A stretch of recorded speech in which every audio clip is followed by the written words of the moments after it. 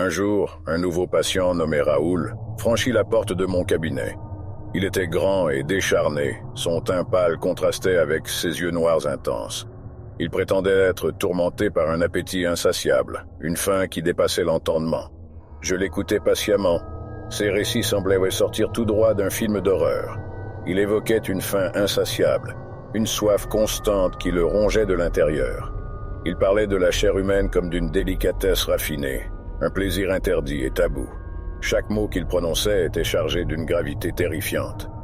La séance se termina sur cette note inquiétante. Raoul, impassible, promit de revenir le lendemain. J'étais ébranlé, déchiré entre mon devoir de signaler ce que j'avais entendu et mon engagement envers le secret professionnel. Le lendemain, Raoul revint comme promis. Cette fois, il apporta avec lui une petite boîte noire. Avec un sourire effrayant, il l'ouvrit pour révéler son contenu. Une fine tranche de chair humaine, soigneusement conservée. Je n'eus aucun doute quant à son authenticité. L'horreur me submergea, mais ma curiosité de professionnel prit le dessus. Je choisis de poursuivre la thérapie. Au fil des séances, je découvris l'histoire de Raoul. Il avait grandi dans une famille étrange, dans une petite ville isolée. La chair humaine était, selon lui, une tradition transmise de génération en génération, une pratique nécessaire pour survivre aux hivers rigoureux. La peur et l'effroi que m'inspirait Raoul se muaient peu à peu en une fascination morbide.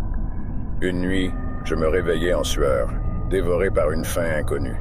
Je n'avais jamais ressenti un appétit aussi féroce. Les mots de Raoul résonnèrent dans ma tête. Je me surpris à penser à la petite boîte noire, aux morceaux de chair qu'elle contenait. Le lendemain, alors que j'attendais Raoul, je me surpris à observer la boîte.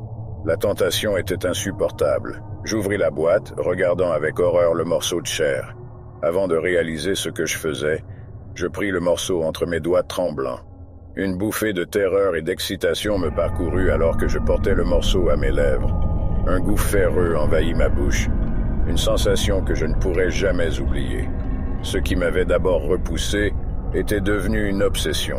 Raoul ne se présentait plus aux séances, mais peu importait. J'étais moi-même devenu la proie de l'appétit insatiable qu'il m'avait transmis. Ma vie se déroulait désormais dans un brouillard constant. J'évitais les amis, la famille, me terrant dans mon cabinet, obnubilé par ce nouveau désir. J'étais devenu un monstre, comme Raoul, une créature des ténèbres dévorée par la faim. Je rêvais de me libérer de cet enfer, de retrouver la normalité. Mais la faim était trop forte, elle me possédait entièrement. La chair humaine était devenue ma drogue, ma seule raison de vivre.